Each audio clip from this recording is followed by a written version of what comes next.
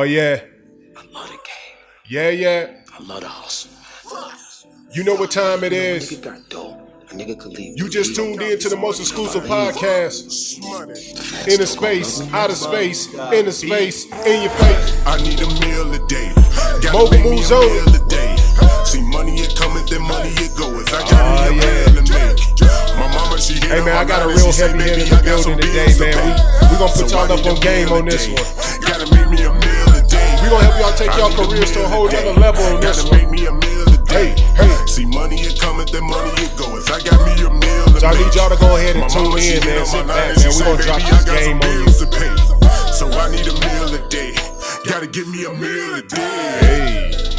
Yo. You just tuned in to the most exclusive podcast, Mogul Moves Only, with your boy Big D the Mogul, a.k.a. Suge Diddy, a.k.a. Illuminati Jack, a.k.a. Big Thanos, a.k.a. Heaven on Earth, a.k.a.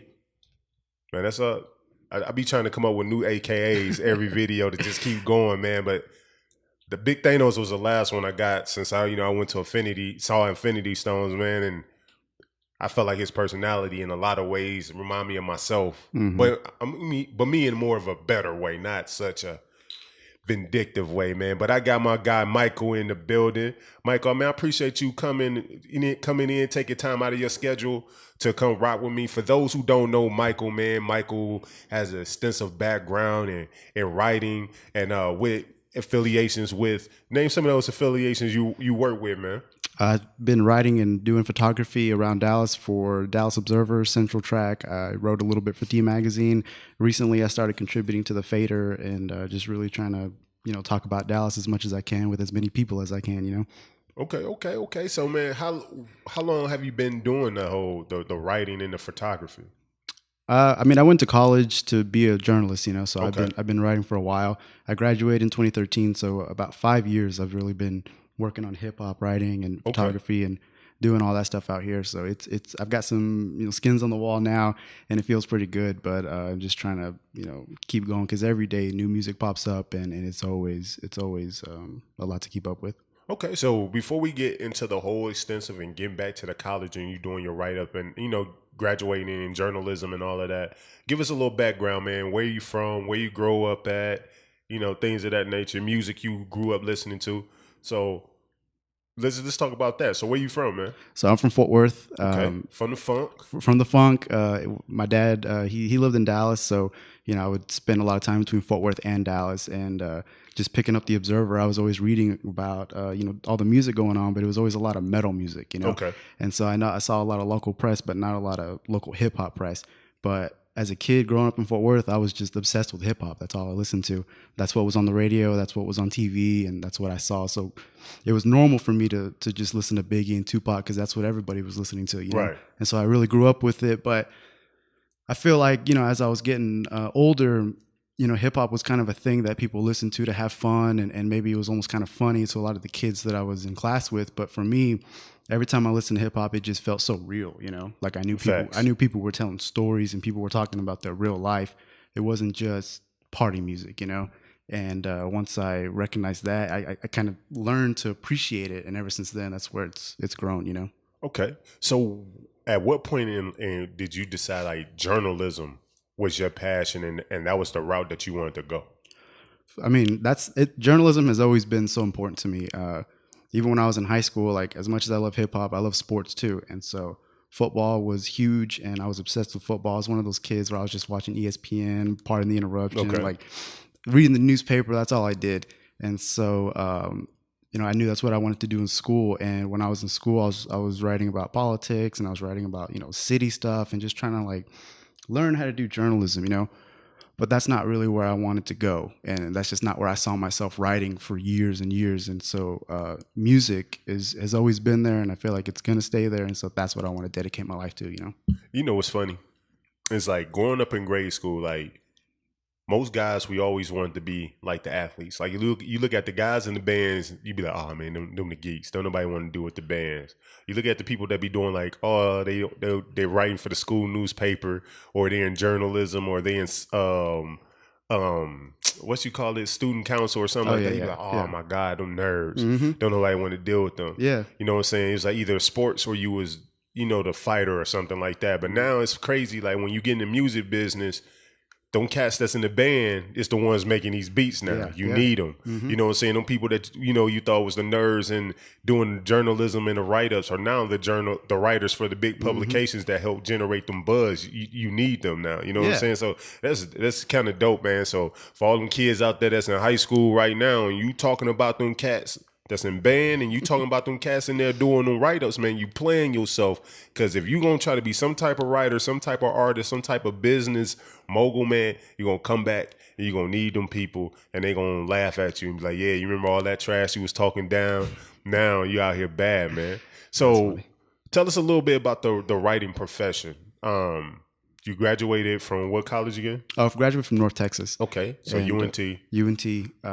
Moved to Dallas, but writing, man, it's tough. It's tough. It's not the preferred media anymore. A lot of people want to do video. A lot of people want to focus on photos, and writing is. I don't want to say it's becoming a lost art because there's still people doing it, and there's still people doing it really well. But it's just not. It's hard to get a staff position, like a staff writer job, and it's a little tougher to do that in the hip hop world as well. So do you feel like the culprit of that is the internet, like so much digital and not so much, I guess, print anymore? Yeah, for sure. I mean, print product, it's dying, man. Like the advertising, it's moving online. People spending their time online. Like the print world is just struggling right now, and because of that, the first thing that goes is writers, Right. But luckily, one thing that I've done to try to avoid all that is I write and I photograph. I make sure that I'm bringing as much as I can to the table before they let me go. In my brief stint trying to play professional football in the NFL, you know what I'm saying? Like how that works is they want the offensive lineman who can play guard, tackle, and center, not just a person that's just good at guard or good at center. You want somebody that can play multiple roles at one time. So I guess that makes sense, doing more with less. Exactly. That's exactly how the media world is, man. Like not only do you got to be able to network with people and know what's going on in the scene, you got to be able to write the story. You got to be able to take the photos. You got to be able to edit your own story because even editors are busier than ever, And so the more that you can do, maybe you can, sometimes I help out, I publish the story, I'll put it in the website, format it, get it ready, and just do as much as I can so that I'm making sure they know that value's there, Absolutely. So like you name a couple of pros or cons, but what's some more pros and cons for aspiring writers who are looking to get into the writing game, into some type of publication, primarily, let's say entertainment, to keep it kind of in a niche. But what are some of the pros and cons of being a writer or trying to get on as a writer? Yeah. Think about it, man. Like that's your job. You get to write about entertainment. You get to write about what you love.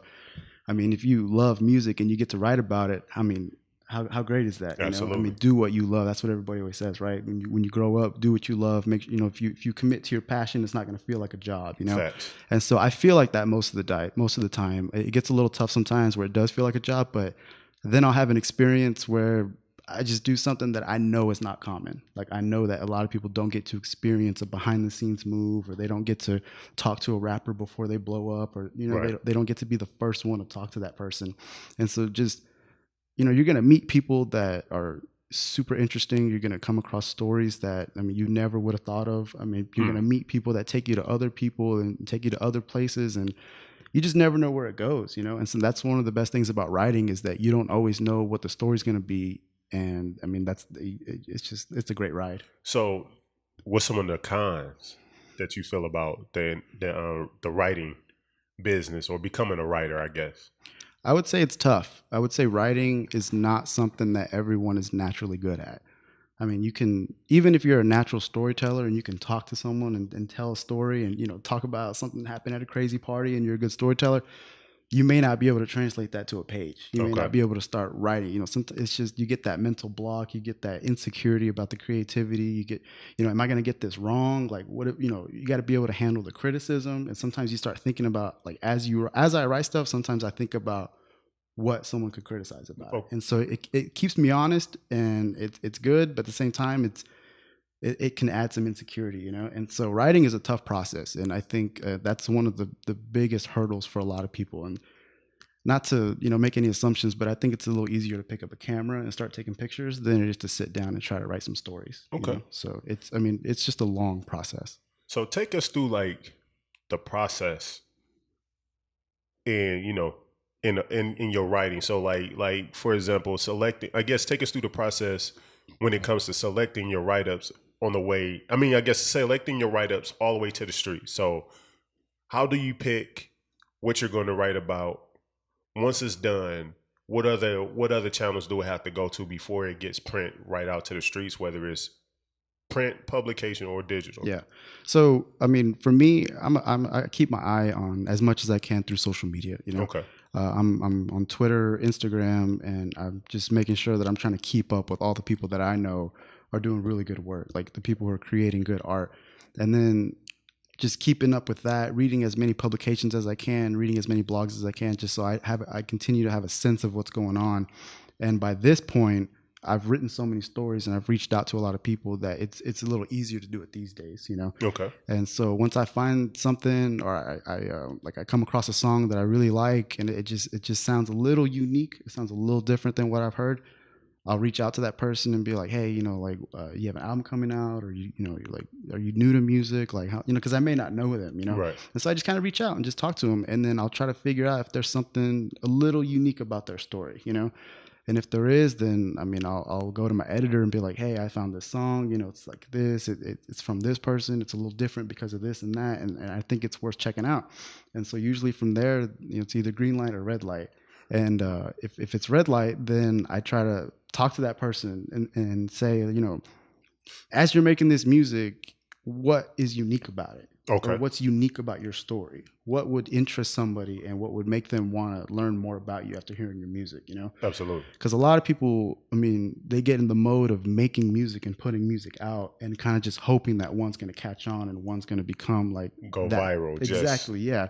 But do you know who you are, and do you know your story? Do you know your path, and is that like relevant to you? So how often, like you said, so you can do a write up, you can select the artist, you can say, hey, I think you dope, or I like what your movement is. You can create this write up, but can still get blocked by the editor.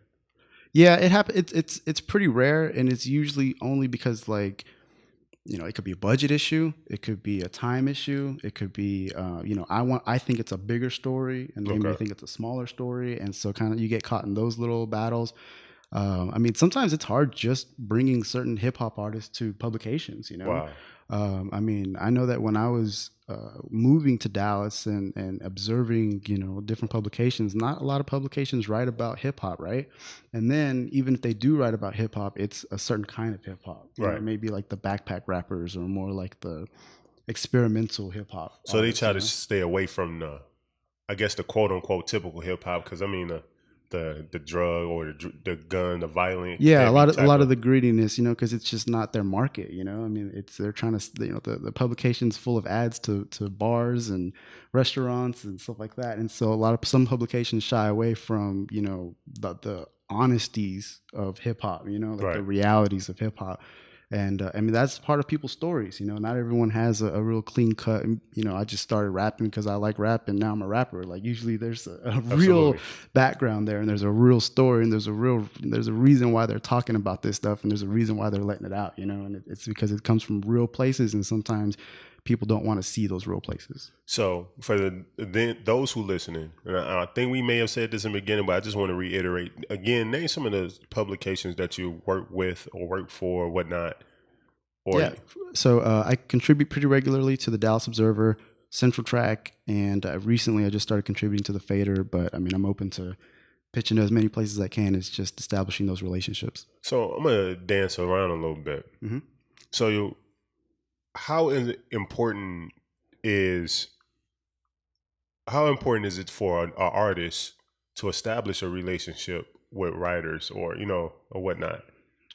I would say it's important to just keep all relationships open. Absolutely. I mean, being an artist, a music artist, is tough. There's a lot of moving parts. I mean, you gotta have relationships with producers, with engineers, with lawyers, with media, venue owners. It's just, you just be open to relationships in general.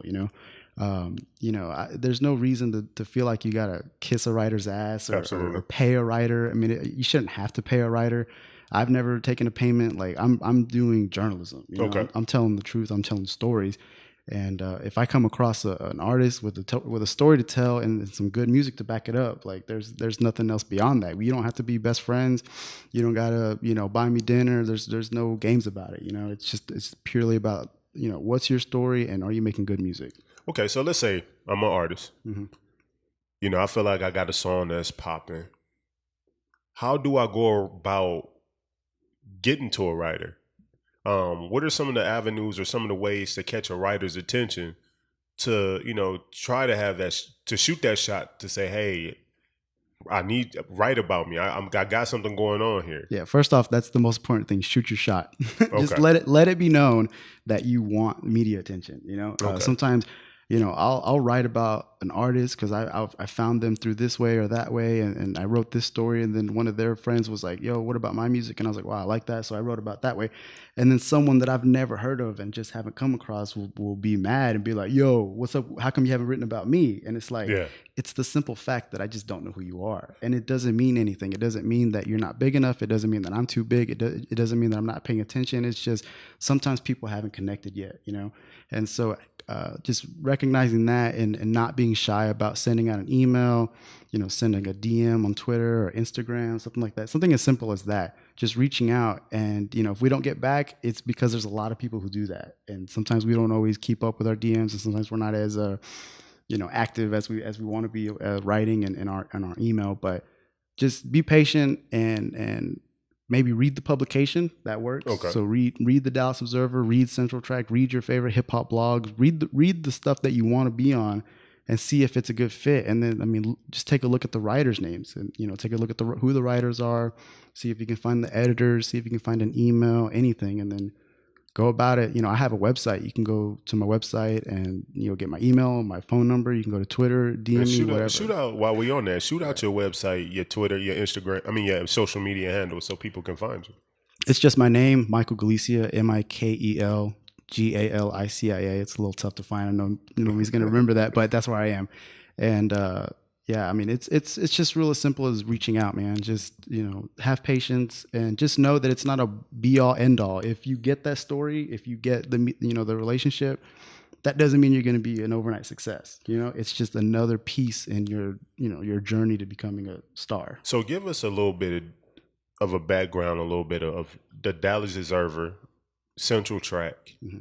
and Fader. For those who aren't familiar with those publications, mm-hmm. give a little bit of background. You don't have to go extensive, but just a little introduction, icebreaker for those. Okay. Let's start off with Central Track because that's where I started. Pete Friedman, he gave me my start. He really, opened me up to the local hip hop scene when he was writing at the Observer, and then he started his own blog. And the great thing about Central Track is there's nowhere near as many restrictions as there are other publications. Okay. It's an alternative. It's online. There's very few restrictions, and so we can tell a lot of good stories and make a lot of things happen that maybe wouldn't happen other places who are a little more bound by their markets. But the Observer, you just can't deny the reach of the Observer, and they have a massive audience, and I think it's just important for the Observer to recognize a lot of the hip hop talent in the city. And so that's been my mission, is to try to write about as many artists as I can while maintaining my sanity at the same time. But it's tough because they have budget restrictions, and there's a lot of other genres of music. It's not just hip hop, And then recently I started writing for the Fader. You good? So recently I contributed 2 pieces to the Fader, and that's been pretty good. You floating in? You good? Hey, it scared the hell out of me. They're doing boss on the camera. Like, who's that? Appreciate it. You ain't get you no food? You just got you some fruit snacks? Man, some people just too good for a free meal, man. I appreciate you. Okay. So I tried to get as you said, Pete, is that his name? Yeah, Pete Friedman. I tried to get him on. Mm-hmm. I know he was kind of busy. At least for the date I was trying to get him on. Okay, he was just like at a later date, but I'm gonna definitely try to get him on again. Yeah. Being in a visual world right now, a lot of people are looking to podcasts, looking to videos, looking to interviews and things in that nature. How has the internet changed, the writing game, I guess, and where do you see writing in the future? I mean, the great thing about the internet is it's the ultimate equalizer. I mean, everyone has a shot. Everyone has the same opportunity. There's no difference between NewYorkTimes.com and yourblog.com. Like Right. it's just a website, right? And so if you can create good content and you can write well and take good photos, I mean, that goes a long way. And use the internet to find ways to get in contact with people. Like I was saying earlier, establish those relationships. Like I established a lot of relationships through Instagram and Twitter. That's it. Just simply follow someone, interact with them, let them know who you are, and once they see how you keep up with them and that relationship matters, Absolutely. it means something. And so just try to get out there. Man, I forgot what the question was. No, the question was is the change. How has the internet? Yeah. I mean, it's like I said, it's the equalizer. I mean, everyone has an opportunity, and so use the opportunities you have. Like follow them on Twitter, message them, send them an email, because you never know who's going to respond. Absolutely. You never know what's going to happen. The only thing that can happen is you hear no or you hear silence, but that's it. And you don't want to wonder, well, I mean, I could send this email to so-and-so. I could do this. I could do that. I mean, don't be embarrassed. Don't be shy. Like everyone's going after the same thing. Everyone's just trying to accomplish their goals, And if you feel like they can help you, I mean, why not, right? yeah, that's true. So I see Central Track does like the ranking, right? Or like the buzz report, kind of like who's moving up in like the buzz world, who's descending, things of that nature. How do they come up with, and how do they decide who's? Yeah. I mean, I think they ended that a little bit, but when they had the buzz rankings going, it was basically a survey of all the publications, and so just taking a look at Dallas Morning News or Guide Live or Observer, D Magazine, just seeing who's getting the buzz, or even Twitter. If local Twitter's going crazy, then that's a good thing for an artist, right? And so that was the idea behind the buzz rankings. So they got rid of that. I think it's just I don't know, man. 2014, 15. That was big. It was it's big, and I mean, I don't know. It's a good thing, but I'm not sure where it went. How tough is it to get? Because Fader is huge. Mm-hmm. Fader Ford be doing anything at South by Southwest. Mm-hmm. Fader is huge. Is there a lot more red tape to publish via Fader, or? I mean, I haven't experienced that yet. The first piece that I did for them was they wanted to know about what was going on in Dallas, and so they were doing a column, and it's basically a road trip, and they're going from market to market, and they said that they wanted to learn more about anywhere, and so I emailed them and told them, hey, Dallas has a flourishing rap scene. There's a lot of activities, a lot of great stuff going on, and I really want to write about it, and I really want to tell that tell that to your audience. And luckily, they were down. And I had to dwindle down my list to 5, and that was tough. But it's a good look. But I didn't come across any red tape. I feel like they're Fader's one of the ones that gets it right. Right. They understand hip hop. They respect hip hop, and I'm glad to be a part of that. And I got to I get to talk about Yellow Beezy coming from South Dallas and getting past any barriers that most hip hop artists come through in the city. Do you feel like Yellow Beezy is the biggest artist out of Dallas right now? If you want to talk about right now, it's excluding, don't say part was Post Malone. Oh, no, I wouldn't. Okay. No, I wouldn't. Yeah, that's a different situation. But I mean, Yellow Beezy's got a thing going on right now. I mean, you can't deny it. Like, I mean, you listen to K104, 97.9, they're going to play both his songs within that hour. Like, Absolutely. It's a beautiful time right now. But it's hard to ignore Asian Doll. She just signed to 1017. Gucci Mane has her on the roster. Like, I mean, that's amazing. Cuban Doll's doing amazing things. I mean, the buzz that TK had last year is just wild. I mean, that's just an amazing story. Because me and Pooh was talking about that. Who were big? Who had the bigger buzz between Asian Doll and Yellow Beezy and Cuban? And I was like, I see Yellow Beezy. He's doing his thing, definitely popping. Yeah. But, so I guess I see Asian Doll and Cuban traveling more nationwide, doing more shows. But he was like, but Yella's doing the same thing. I guess I said to Yella defense, I'm not following them. Yeah. So I can't see that. But I'm not even following Cuban Doll or Asian either. But I think the difference is just seeing the way they're doing it. I mean, if you look at Yellow Beezy, I feel like he really came from that old school grassroots type movement. He had his music in the T-Town. He was moving, mixtapes and just, you're gonna hear "That's on Me" ringing from cars. Like it's just Absolutely. his fans are in South Dallas. His fans are in Dallas. Like you're Absolutely. gonna hear it, and that's the radio caught on, and then other markets, start playing the song because it's doing well in Dallas, and then he started traveling to where those songs were being played, and it was a very old school classic. Roadmap that he took, Absolutely. and I feel like Asian Doll, Cuban Doll, Diego Money, those artists, Diego, yeah. they're taking the internet route, and Absolutely. so they're getting on Instagram, getting on Twitter, and like I was talking about earlier, connecting with people in other cities, going to those cities, hanging out with them, taking their friend, becoming friends with their friends, and developing that network and going city to city. I mean, I see it every week, like. Asian Doll would be in Chicago with a gang of people. It should be in LA with a gang of people, Atlanta. And it's just like recording studio here, recording studio there. It's just that like traveling and getting your face out there and establishing those relationships, and there's two ways to go about it. There's the Yellow Beezy route and the Cuban Doll route. And it works either way. You just got to put in the amount of work that they're putting in. So right now, who are your top 5 Dallas artists right now that you really just rocking with? Man, this is like a super tough question, but that's what we're here for. It's a little easier just because I just wrote an article about this, but I mean, it's impossible to deny what Yellow Beezy's doing. Absolutely. I mean, it's an amazing thing.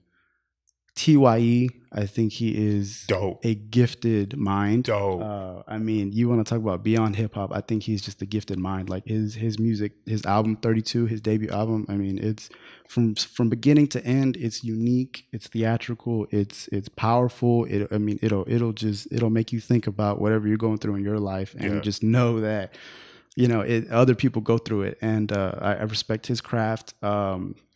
Let's see.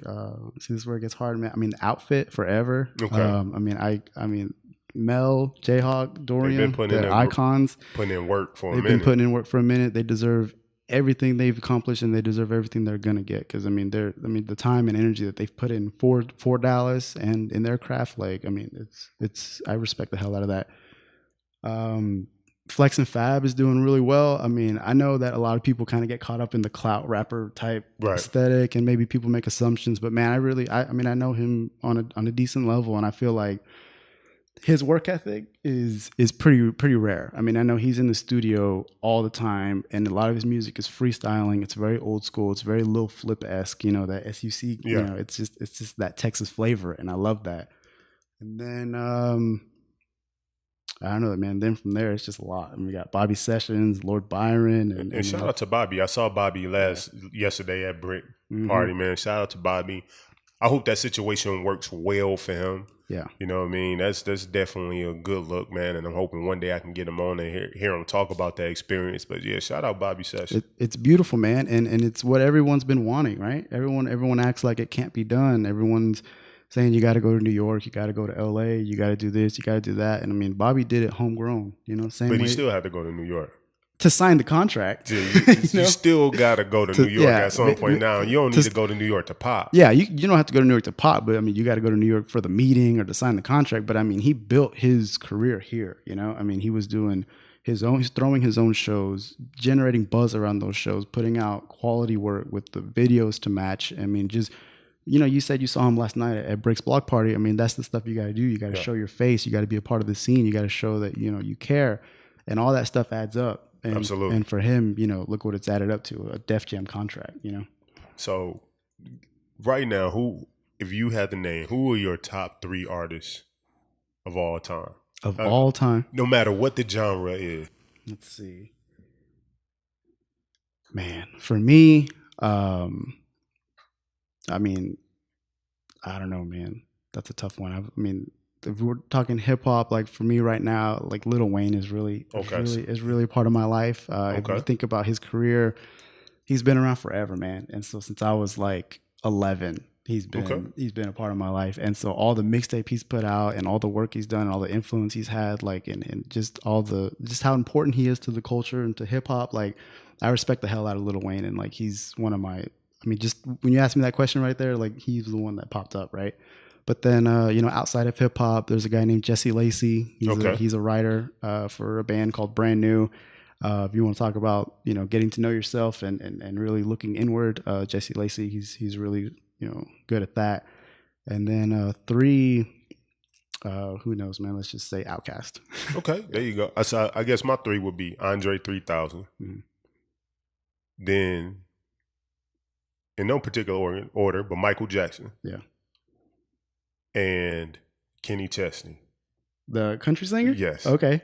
Well, me and my lady had a first big fight, so we'll drive around to a soul the neon. Like, that's my joint. The good stuff. Yeah, I can feel. Yeah, because it's just does it resonate with you? You know what? That song was the first country song I learned. So I went to a predominantly white college, Bowling Green State University in Ohio, and we was getting destroyed in football camp. Mhm. And the good stuff somehow was the song that got me through every single day. Them 21 days, 2 days was terrible. Yeah. But I don't know, the good stuff, man, it got me through. Yeah, and those are the songs that end up meaning the most, right? The ones that get you through whatever that is, whatever you're going through. And for me, Jesse Lacey hits that. Lil Wayne hits it at some point. I mean, he's, I feel like dying. Like that's like it's just sometimes you get low and it's like that helps. Just know absolutely. that other people are feeling that way. And then on the other spectrum, it's happy and it's all great, and everybody has that. And so it's I feel like those 3 artists for me hit the same marks. Who you think is a bigger artist right now? And we had this debate: Beyonce or Drake? Man, I don't know. I mean, just it's hard for me not to say Drake. Just to see every time I'm opening every time I get on Twitter, he broke a new record, 10 billion streams, most streams in 24 hours. His album's triple platinum already. Right. Like, not only is he selling like crazy, I mean, he's resonating with people. Like God's Plan. Look at that. I mean, that video is pretty impactful. Absolutely. And it's nothing against Beyonce's Lemonade. I mean, that's Formation's just as great, right, and just as affecting. But for some reason, I mean, it's not a fair argument. They're both great, but it's hard to say Drake's not on top of Michael Jackson versus Drake.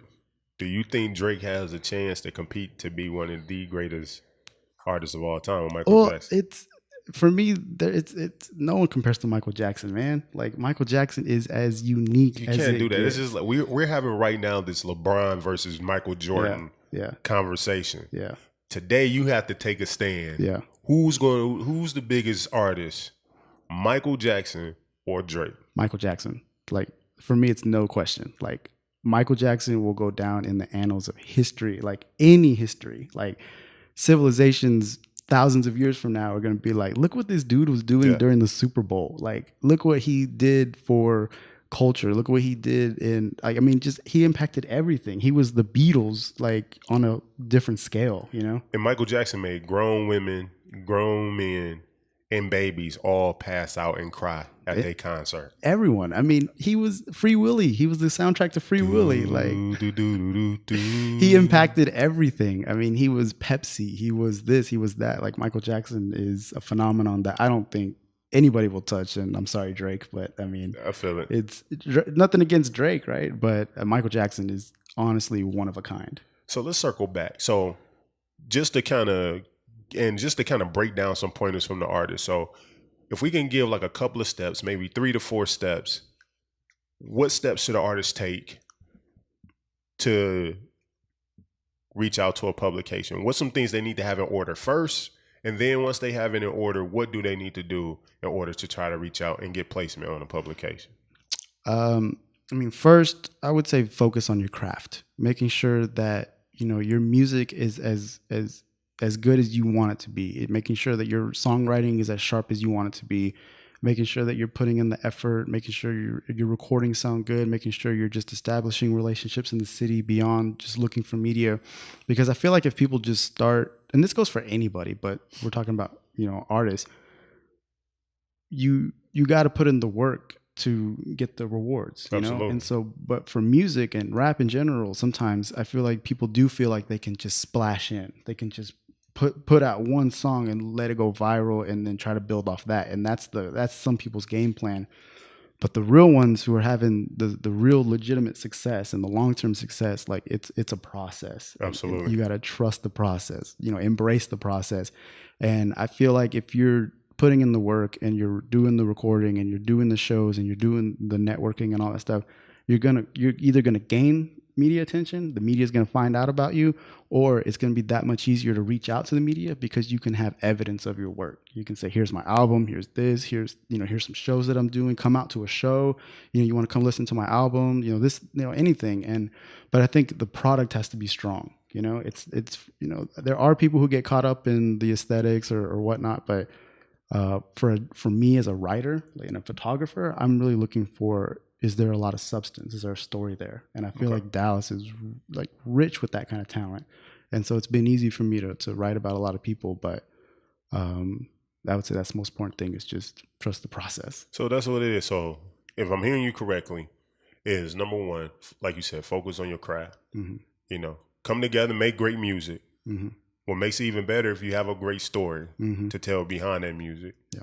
And then lastly, the biggest thing is to ask. Shoot your shot. Just ask. Shoot your shot, man. Just let it be known that you're interested. Some people act like they're too cool, like there's nothing wrong with reaching out. I reach out to people. But no, it's hard sometimes. Yeah. Rejection is hard. Rejection is the hardest thing to go through in life. I mean, it's you get rejected for jobs, you get rejected for, dates, you get rejected for, whatever, homes, it's just, rejection is a part of life, right? And so as an artist, you're going to have to embrace that because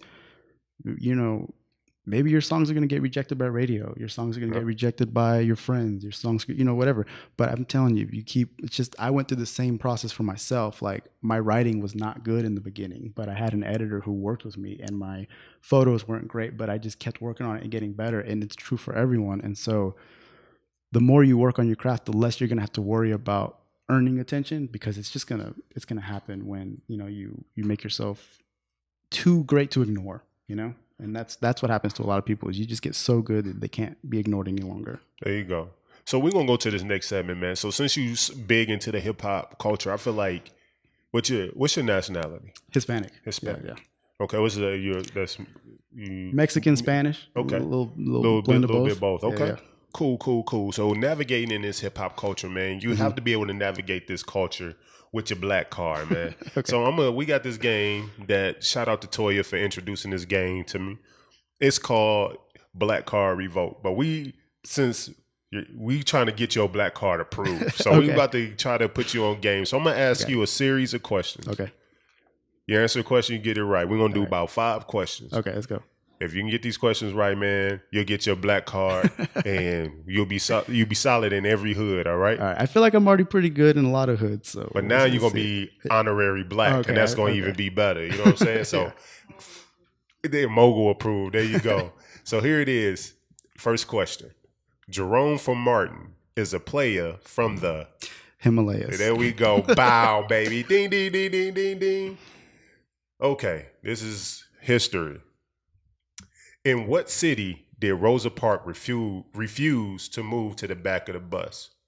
Was it Tuskegee, Alabama, Montgomery, Alabama, Birmingham, Alabama, or Jackson, Mississippi? Ooh, I'm going to say Montgomery, Alabama. Bam, baby. We almost there. You getting darker every time. Okay. This might be a tough one. This is a movie. Okay. Approximately. This is from Color Purple. You ever saw Color Purple? I have not seen a Color Purple. Oof. Well, I'm going to hope it's about Oprah.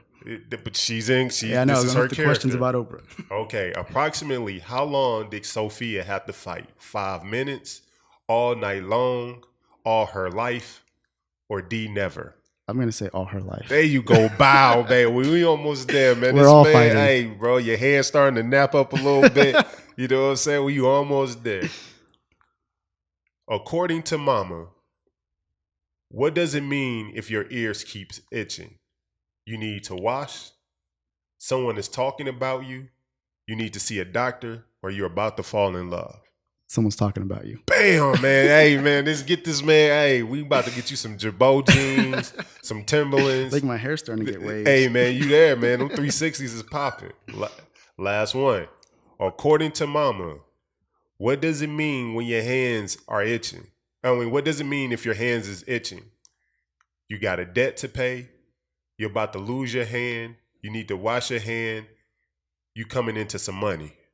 I'm going to say coming into some money. Man, there you go. Bow, baby. Ding, ding, ding, ding. Hey, man, Michael, man. You is that 5 for 5? That's 5 for 5, hey, man. Get this. Good. This man is now you officially black. You are now, not only are you Hispanic, but you're now African American, honorary African American. Man, welcome to the club. Thank you. Welcome to the struggle. Thank you. Be careful getting pulled over. That's already been scary enough. There you go, man. But hey, I appreciate you, man, really coming out, dropping this knowledge, man, on our viewers.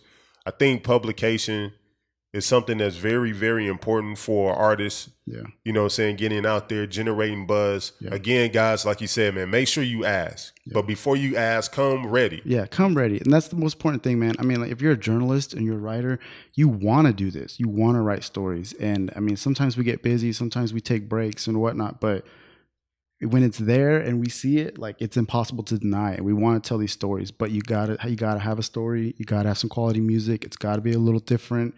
And you got to be really serious about it. No doubt, man. Well, this is another episode of Mogul Moves Only with your boy Big D the Mogul, a.k.a. Suge Diddy, a.k.a. Illuminati Jack, a.k.a. Big Thanos. Before we get out, again, Michael, tell everyone where they can reach you at if they want to, go to your website. Can you shoot out the website one more time? Yeah, for sure. It's just my name, Mikel Galacia, MikelGalicia.com.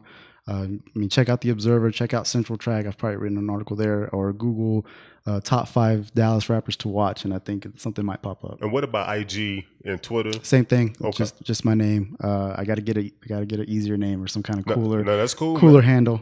Hey man, your name is Jamal. Now that you got your official black card going forward, your name is Jamal. I'm glad to be Mogul approved, man. Hey man, and this is again we out. Big D the Mogul Moves on. Thank you. The fans still gonna love me, man. Bubs got beat. I need a meal a day. Gotta make me a meal a day. See money it coming, then money it goeth. I got me a meal to make.